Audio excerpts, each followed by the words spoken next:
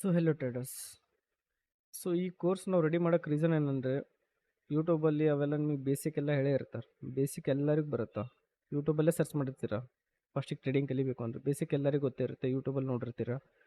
ಅದು ಬಿಟ್ಟು ಅಡ್ವಾನ್ಸ್ ಆಗಿ ಏನು ಕಲಿಬೇಕು ಅಂದ್ಕೊಂಡಿರ್ತಾರಲ್ಲ, ಈ ಕೋರ್ಸ್ ಅದಕ್ಕೆ ರೆಡಿ ಮಾಡಿದ್ದೀವಿ. ಅಡ್ವಾನ್ಸ್ ಅಂದಮೇಲೆ ಎಲ್ಲ ಎಕ್ಸ್ಟ್ರಾ ಹೇಳ್ತಾರೆ, ಬೇಸಿಕ್ ಅಂದರೂ ಎಲ್ಲ ಎಕ್ಸ್ಟ್ರಾ ಹೇಳ್ತಾರೆ. ಯಾವ್ದು ಇಂಪಾರ್ಟೆಂಟ್ ಇರುತ್ತೋ ಅದನ್ನು ಯಾರು ಹೇಳೋದಿಲ್ಲ. ಸೊ ಇಂಪಾರ್ಟೆಂಟ್ ಏನೇನಿದೆ ಅದನ್ನು ನಾವು ಕಂಪ್ಲೀಟಾಗಿ ನಿಮಗೆ ಪ್ರಾಕ್ಟೀಸ್ ಮಾಡಿಸಿ, ಲೈಕ್ ಒಂದೇ ನಾವು ಒಬ್ಬರನ್ನೇ ಫಾಲೋ ಮಾಡಬೇಕು.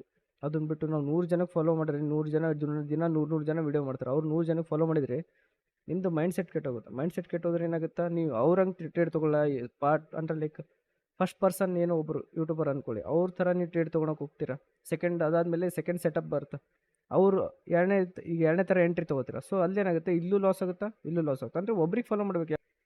ಒಬ್ಬರನ್ನ ನೀವು ಫಾಲೋ ಮಾಡಿದರೆ ಮುಗೀತು. ಅದು ಬಿಟ್ಟು ಎಲ್ಲರೂ ನೀವು ಫಾಲೋ ಮಾಡ್ತೀರಾ ಅಂದರೆ ಎಲ್ಲರದ್ದು ಯಾರ್ದು ವರ್ಕ್ ಆಗಲ್ಲ. ಲಾಸ್ಟಿಗೆ ಏನು ಮಾಡ್ತೀರಾ, ಸ್ಟ್ರಾಟಜಿಸ್ ಚೇಂಜ್ ಮಾಡೋಕೆ ಹೋಗ್ತೀರಾ. ಇವ್ರು ಜಾಸ್ತಿ ವೀಡಿಯೋಸ್ ಜಾಸ್ತಿ ನೋಡೋಕೆ ಹೋಗ್ತೀರಾ.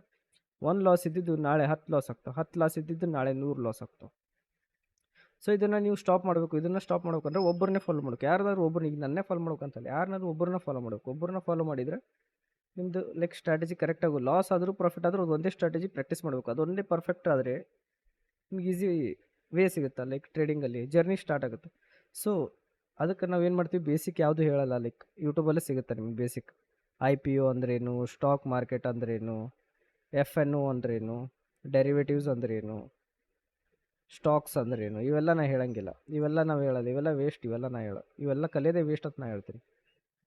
ಸೊ ಟ್ರೇಡಿಂಗ್ ಮಾಡೋಕ್ಕೆ ಬಂದವರು ಹೇಳ್ತಾರೆ, ಸ್ಟಾಕ್ಸ್ನೇ ಬರಬೇಕು, ಅದು ಮಾಡಬೇಕು, ಇದು ಮಾಡಬೇಕು, 1 ಲ್ಯಾಕ್ ಕ್ಯಾಪಿಟಲ್ ಇರಬೇಕು. 1 ಲ್ಯಾಕ್ ಕ್ಯಾಪಿಟಲ್ ಬೇಕಾಗಿಲ್ಲ ನಿಮಗೆ. 1 ಲ್ಯಾಕ್ ಕ್ಯಾಪಿಟಲ್ ನಿಮ್ಗೆ ಎಷ್ಟು ಇರಬೇಕು, 10,000 ಸ್ಟಾರ್ಟ್ ಮಾಡ್ತೀರಾ. ಬರ್ಕೊಟ್ಟಿನಿ 10,000 ಸ್ಟಾರ್ಟ್ ಮಾಡ್ತೀರಾ. 10,000 ನಿಮ್ಮದು ಎಸೆಲೆಟ್ ಆಗ್ತಾ ಅಂದರೆ ಲಾಸ್ ಆಗ್ಬಿಡ್ತಾವೆ.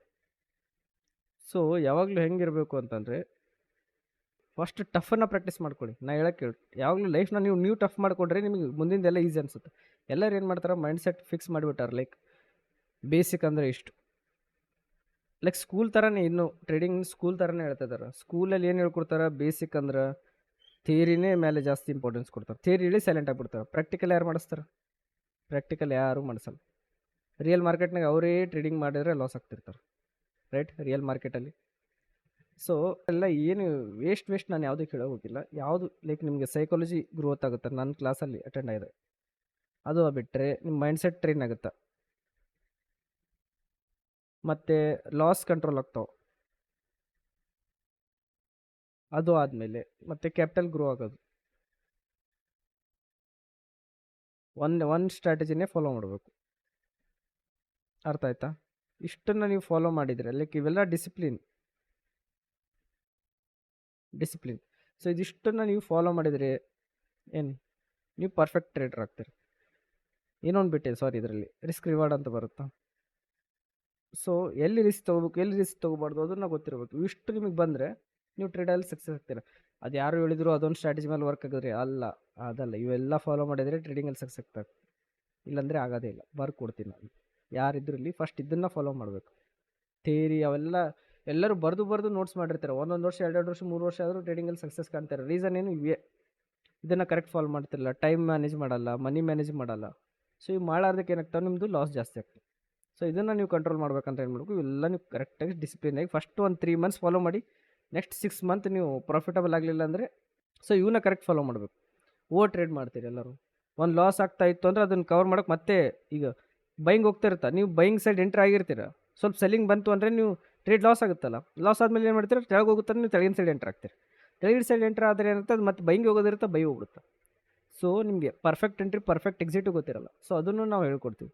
ಸೊ ಇದನ್ನು ಕಲಿಯೋಕ್ಕೆ ಸ್ಟಾರ್ಟ್ ಮಾಡಿ. ಅದನ್ನು ಬಿಟ್ಟು ನೀವು ಎಲ್ಲರನ್ನ ಫಾಲೋ ಮಾಡ್ತೀನಿ ಅಂತಂದರೆ ನಿಮಗೆ ಈ ಕೋರ್ಸ್ ನಿಮಗಲ್ಲ. ಈ ಕೋರ್ಸ್ ಎನ್ರೋಲು ಮಾಡೋಕೆ ಹೋಗ್ಬೇಡ್ರಿ, ಈ ಕೋರ್ಸ್ ನಿಮಗಿಲ್ಲ. ಈಗ ಎನ್ರೋಲ್ ಮಾಡಿದ್ರು ಆಯ್ತು, ಬಿಟ್ಬಿಡಿ, ನೋಡೋಕೆ ಹೋಗ್ಬೇಡ್ರಿ. ನಿಮ್ಮ ಲಾಸ್ ಅಂದ್ಕೊಂಡು ನೋಡೋಕೆ ಹೋಗ್ಬಿಡ್ರಿ. ಯಾವುದು ಎಲ್ಲದನ್ನು ಫಾಲೋ ಮಾಡಬೇಕು ಅಂತಂದವ್ರಿದ್ರೆ ಇಲ್ಲಿ ಬರೋಕ್ಕೆ ಹೋಗ್ಬೇಡ್ರಿ. ಎಲ್ಲರದು ಫಾಲೋ ಮಾಡ್ತೀನಿ ಅಂದರೆ, ಒಬ್ಬರದೇ ಫಾಲೋ ಮಾಡ್ತೀನಿ ಅಂತಂದರೆ ಒಬ್ಬರದೇ ಫಾಲೋ ಮಾಡಿ. ನಂದಂತ ನೋಡ್ಬೇಡ್ರಿ. ಯೂಟ್ಯೂಬ್ನಾಗ ಭಾಳ ಜನ ಇದ್ದಾರೆ, ಫ್ರೀ ಒಳಗೂ ಹೇಳ್ಯಾರ. ಯಾರ್ದಾದ್ರು ಒಬ್ಬರದ್ದು ನೋಡ್ರಿ. ಎಲ್ಲರದು ನೋಡಿದ್ರೆ ಏನಾಗುತ್ತಾ, ಲಾಸ್ ಆಗುತ್ತೆ. ನಂದು ಲಾಸ್ ಹಿಂಗೆ ಆಗಿದ್ದು. ಎಲ್ಲರದು ಫಸ್ಟ್ ಒಂದು ಸ್ಟ್ರಾಟಜಿ ಫಾಲೋ ಮಾಡ್ತಿದ್ದೆ, ಲಾಸ್ ಆಗ್ತಿತ್ತು.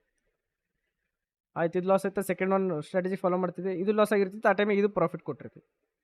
ಸೊ ಇಲ್ಲಿ ಏನಾಗ್ತಿತ್ತು, ನನಗೆ ಯಾರು ಫಾಲೋ ಮಾಡಲಿ ಯಾರು ಬಿಡಲಿ ಅಂತ, ಅವ್ರದ್ದು ತಪ್ಪಿರಲ್ಲ, ಹೇಳ್ಕೊಡೋರ್ದು ತಪ್ಪಿರಲ್ಲ. ಅವರೇನೋ ಭಾಳ ಕಷ್ಟಪಟ್ಟು ಸ್ಟ್ರಾಟಜಿ ಬಿಲ್ಡ್ ಮಾಡಿರ್ತಾರೆ. ನಾವೇನು ಮಾಡ್ತೀವಿ, ಅವ್ರದ್ದು ಇವೊಂದು ವರ್ಕ್ ಆಗಲ್ಲ, ಅಂತಂದ್ರೆ ಇವ್ನು ಬಿಟ್ಬಿಡ್ತೀವಿ. ಒಂದು ಟ್ರೇಡ್ ಪರ್ಫೆಕ್ಟ್ ಆಗಬೇಕು. ಫಸ್ಟ್ ಟ್ರೇಡು ಪ್ರಾಫಿಟ್ ಆಯ್ತಲ್ಲ ಇವ್ನಿಗೆ ಫಾಲೋ ಮಾಡ್ತೀರಿ. ಫಸ್ಟ್ ಟ್ರೇಡ್ ಲಾಸ್ ಆಯ್ತಲ್ಲ ಅವ್ನು ಬಿಟ್ಬಿಡ್ತೀರಿ. ಸೊ ಟ್ರೇಡಿಂಗ್ ಅನ್ನೋದೇನು part of the game. Loss ಆಗಲಿ ಪ್ರಾಫಿಟ್ ಆಗಲಿ ಅದು ಪಾರ್ಟ್ ಆಫ್ ದಿ ಗೇಮ್. ಇದು ಗೊತ್ತಿದೆ ನೀವು ಟ್ರೇಡಿಂಗ್ ಬಂದಿರ್ತೀರಲ್ಲ, ಬರೀ ಪ್ರಾಫಿಟ್ ಬೇಕಂದ್ರೆ ಸಿಗಂಗಿಲ್ಲ. ಅರ್ಥ ಆಯಿತು? ಬರೀ ಪ್ರಾಫಿಟ್ ಅಂತ ಬರೋರು ಬರೋಕ್ಕೆ ಹೋಗ್ಬೇಡಿ. ಸೊ ಇದರಲ್ಲಿ ನಾವು ಏನು ಕಲ್ತೀವಿ ಅಂತ ಹೇಳಿದೆ, ಸೈಕಾಲಜಿನ ಕಲ್ತೀವಿ, ಮೈಂಡ್ಸೆಟ್ ಲೈಕ್ ಮಾರ್ಕೆಟ್ ಮೈಂಡ್ಸೆಟ್ನ ಕಲ್ತೀವಿ, ಮಾರ್ಕೆಟ್ ಸ್ಟ್ರಕ್ಚರ್ನ ಕಲಿತೀವಿ, ಮತ್ತು SL ಅಂದರೆ ಸ್ಟಾಪ್ ಲಾಸ್ ಸ್ವಲ್ಪ ಕೊಡೋದನ್ನು ಕಲಿಬೇಕು ಯಾವಾಗಲೂ. ಅದು ಬಿಟ್ಟರೆ ಡಿಸಿಪ್ಲಿನ್ ಆಗಿ ಟ್ರೇಡ್ ಮಾಡೋದು ಕಲಿತೀವಿ, ಟೈಮ್ ಮ್ಯಾನೇಜ್ಮೆಂಟ್ ಕಲಿತೀವಿ, ಕ್ಯಾಪಿಟಲ್ ಗ್ರೋ ಮಾಡೋದು ಕಲಿತೀವಿ. ಒಂದೇ ಸ್ಟ್ರಾಟಜಿನ ಯಾವ ಥರ ನೀವು ಎಲ್ಲ ಟೈಮ್ ಫ್ರೇಮಲ್ಲಿ ಅನಾಲಿಸಿಸ್ ಮಾಡಿ ಟ್ರೇಡ್ ತೊಗೋಬೋದು, ಮಲ್ಟಿಪಲ್ ಟೈಮ್ ಫ್ರೇಮ್ ಅನಾಲಿಸಿಸ್ ಮಾಡಿ ಟ್ರೇಡ್ ತೊಗೊಳೋದು. ಸೊ ಎಲ್ಲ ನಾವು ಹೇಳ್ಕೊಡ್ತೀವಿ. ಅದಷ್ಟೆಲ್ಲದೆ ರಿಸ್ಕ್ ರಿವಾರ್ಡ್ ಮೇಂಟೈನ್ ಮಾಡೋದು ಹೆಂಗೆ ಅಂತ ಹೇಳ್ಕೊಡ್ತೀವಿ. ಸೊ ಇದೆಲ್ಲ ಕಲಿತೀನಿ ಅನ್ನೋದು ನಿಮಗಿದ್ರೆ ನೆಕ್ಸ್ಟ್ ವಿಡಿಯೋ ನೋಡಿ, ಇಲ್ಲ ನೋಡೋಕೆ ಹೋಗ್ಬೇಡಿ.